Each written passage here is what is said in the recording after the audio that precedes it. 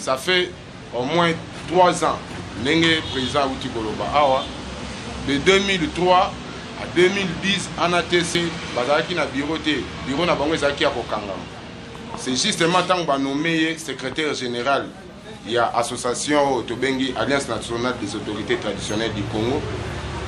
Aye kosala makasi ya kolukangai. Na ndenge ezalaki ke association nini oyo ezali na kati ya Congo awa oyo eza kotambola kokamba bakutime malamu bayebisaki eza CNDCC. Atalaki ete po CNDCC kufa, ifalaki azwa fondateur ya CNDCC akotisa ye na kati ya ANATC oyo yazali po ameka mpe koutilize mémoire na baide o CNDCC to projet de société ya CNDCC po ekende kosala lelo ANATC oyo yaza nango wana. Problème ezali nini?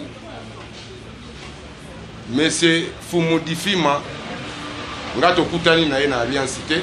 na yebie depuis Bandal, depuis ma naissance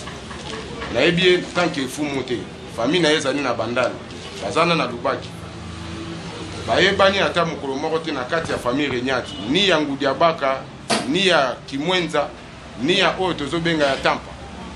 na mabele ya Congo to ya ba Congo eza na groupement moko te oyo yebi Fumudifima. Menga lingolo naza koloba na bino awa nazali na mikanda oyo ke ndenge mokonzi na ngai auti koloba awa pouvoir coutumier ezali lokola pouvoir établi à l'état te pouvoir coutumier pesa makana famille pe eza ba mama nyonso te mama journaliste po bino boza ba mama eza mabumu nyonso te nde botaka bakonzi libuma bakonzi ezali na libumu ope ekobota ba simple citoyen ndenge ba misusu bazali. Menga lingolo naza koloba na bino tant que chef de groupement ya Lifumba nazali na libumoyo ebimisaki bakonzi ya mabele ya Lifumba oyo ezali acte de succession oyo famille na ngai bapesa ngai parce que pouvoir il faut famille nde bapesa au pouvoir. Okomona na dossier na ngai awa lingolo azali te chef wa lokotami na wuti na territoire ya Befali nazali na grade na ngai ezali 310 matricule na ngai ezali 403 725 fonction na ngai ezali chef de groupement ya Lifumba. Bayebisa na monsieur Lifima a se référer na division ya décentralisation ya affaires coutumier ya Équateur. Oye alobi ke yende apesaka bato poza la chef il faut tambola na se ya makolo na ye po endimayo okota na kati ya ozwa mandat tozala coopté tant que député au sénateur tozwa lelo na kati ya ba manifestation officielle il faut ozala kondimake Lifima azali grand chef koyo po okota na kati ya l'état yebayo mais okezali lokuta chaque chef coutumier azali autonome na mabele na ndenge belge ndenge mundele yaki kokuta biso ndenge petit kama ti lelo ezali bongo soki nazaki na conflit na bandeko na nga ba Congo là ça va mais ezali pasi nga nazali de l'Équateur na okene ko contester chef coutumier di ba Congo ngane toza clan moko ngane toza famille moko parce que pouvoir coutumier zo uta na clan na famille na tribu mutu azali soki le nga nazo simba ko sanswa oyaki na Équateur didi elembo Équateur ya Mongo groupement nyonso to a Mongo azali ezali konda ezala ntomba ezala ngela ntando ezala obokato kumu nyonso oyo kutaki na Équateur azalaki na premier sommet historique ya pouvoir coutumier oyo esalemaki na Équateur na ordre ya notabilité tozalaki na elembo ya kombo ebandi na ngate tala niveau kombo ezali nazwi yango na koko apesaki bakoko na ngai nini pouvoir soki ezalaki eloko te ezombamaki na wenze ya liberté soki na wenze ya bikeko bakende koluka kombo na wenze ya bikeko soki okuta batekaka bachasi musu biloko mosusu eza mais kombo ezali ya tribu ezali ya clan ezali ya ethnie na ngai wana ezali mpona talisa bino pasi oyo nga naza komona mais naza komona pasi te pasi chef coutumier azalaka na pasi te pasi na ye bakoko na nzambe nde motu baresoudaka yango oyo nyonso ye Lifima azosala yebake nzambe azali bakoko bazali lifuta na ezali oyo ezali fiche ya signalisation individuelle okomona bakomi province de l'Équateur division provinciale de décentralisation et affaires coutumier fiche signalisation individuelle bakomi ya Lingolo Ituka Isebo Fango Ichuluku benda yango bien mama okomona pesa ye la kisa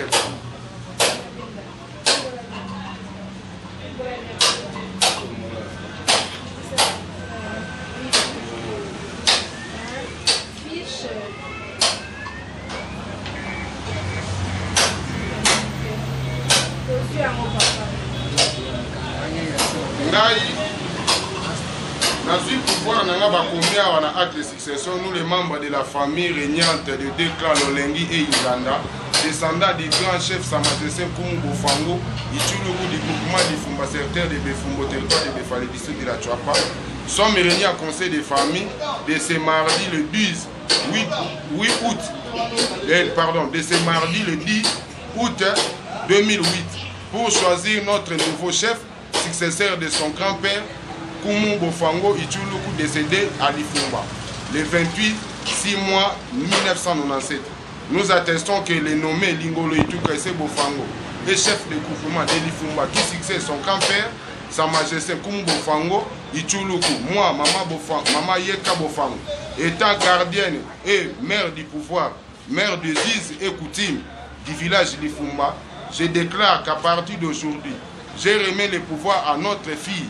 à notre fils et petit-fils du grand chef, du grand Sa Majesté Bofango Ituluku, cependant le présent acte faisant foi à tous les membres de la famille régnante de deux clans Lolengi et Inganda, qui ont signé conjointement avec notre nouveau chef, Sa Majesté Kumu Lingolo Ituka Bofango, qui succède son grand-père Bofango Ituluku décédé aussi au lundi date.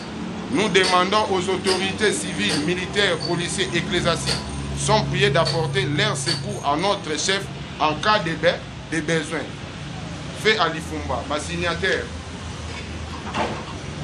Ceux qui va Congo, ils pas Congo. Maman Yeka Bofango,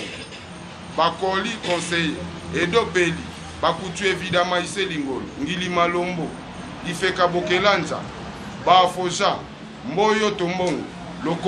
Lokongolome, Bafo Iseka Ngilima, Iema Iseka Ngilima, Lingolo Ituka Issé Bofango, fait à Lifumba. Oyo nde ezali base nanu ya pouvoir. Na ebite ba chef soki ezali bongo te. Ezali bongo ha? Oyo ezali procès verbal. Ba bengi procès verbal d'investiture famille régnante du clan Lolengi et Inganda. En nous référant dans notre acte de reconnaissance du groupement décembre 15 1998 du 31 août 1970, arrêté ministériel numéro 89 /152 du 6 février 1989, matricule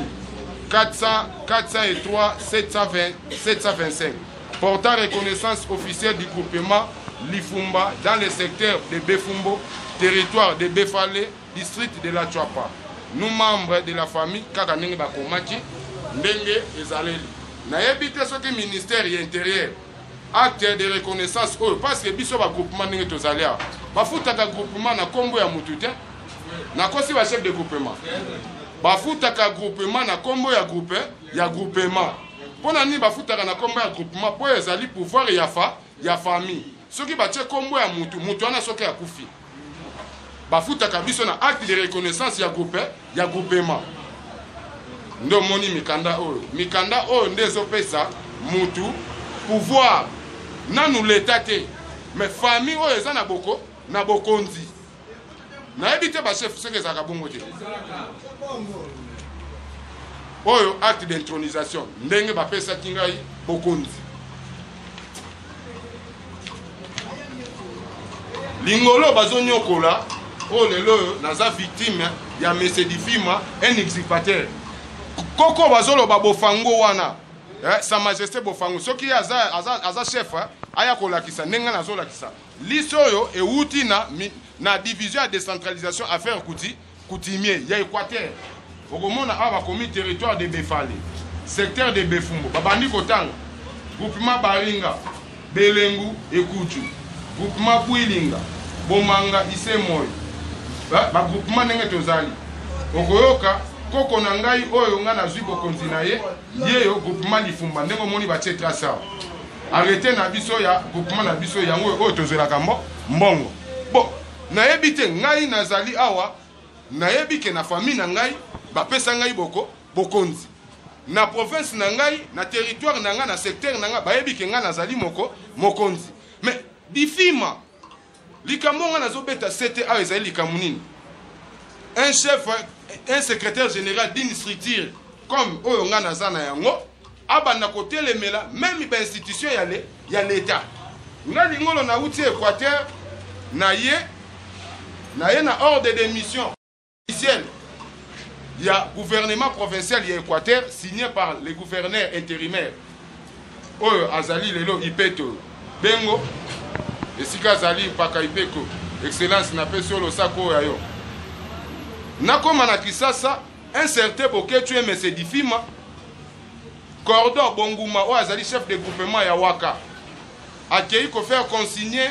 ordre de mission na ministère intérieur parce que l'ordre de mission na biso ezali to que ne ko déposer rapport final ya premier sommet historique ya pouvoir coutumier salema ki na Équateur auprès il y a vice-ministre il y a décentralisation et affaires coutumier. C'est ça ce document na biso faki eken ake kokoti sango kuna subitement c'était le lundi aye kokutana na ba Difima bazala ki na rendez-vous na ministre Difima atelemi na Boketu kosenga eke yo zali nani pona kokota na kati ya salo ya tunye yo fe ozali nani otuna ngai parce nga nazali chef de groupement nazali mini d'un document officiel o etindinga na sala na Kisasa pona sala musala na vice ministre ya décentralisation affaires coutumier Difima bi mukanda nini Boketu bi mukanda lakisa mukanda le chef Bonguma chef de groupement ya Waka kuna na territoire Bokeka na province ya Équateur na district ya Basankusu azali siko a face to yaki nae Difima sengi document yepe tant qu'il que azali chef azali partisan de la non violence azu document pesier subitement Difima bandi kotanga ordre de mission kombo liboso Bongumba iseneke kombo ya mibale lingolo ituka ise bofango ichuluku président provincial du Conseil national des droits coutumiers congolais, fonctionnaire, chef de groupement ya Lifumba. Abi non. Et ça document mon que fondé lingolo yo Bonguma faire commettre autorité n'erreur. Comment lingolo ko chef de groupement. Azu mukanda wana lokola ya komi instituteur, a commis ceux qui 4e bureau to ministre to na ebité ba konzina ngai. Ceux qui n'ont pas ceux qui sont en bateau, ils ont été en bateau. Mais, ils n'ont pas été. Mais, bon, on a dit que nous avons été en bateau. Nous avons dit que nous avons été en bateau.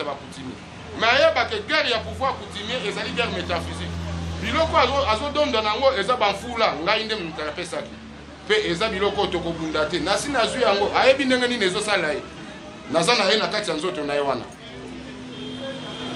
Ils ont fait ça. Yena Bonguma babendani azu mukanda kati Bonguma lobi que non yoko yoko kata un document officialité parce que yo ozali disposé te ozali nanguya mon côté l'autorité mon côté tu n'es qu'un secrétaire général d'une association non d'une institution ozali nano okata mukanda bango mibale na Boketu simba Bonguma na nzoto na minute nene naza koloba ndeko na ngai faka za l'émission na ngai kolobla makambo avec des preuves yango nazolo bango na preuve c'est passé azali sur hospitalisé yene mutazalaki na makamunye sotu ndenge le Canada ba menacer mutu wana chef wana bakati mikanda pona nini lingolo azali chef de groupement te bande ko na ngai ba congolaise ba kinois na ba kinoise mikando nga naza kotambola ministre ya intérieur excellence yo zali wana zali tata pona biso toza ko reconnaître institution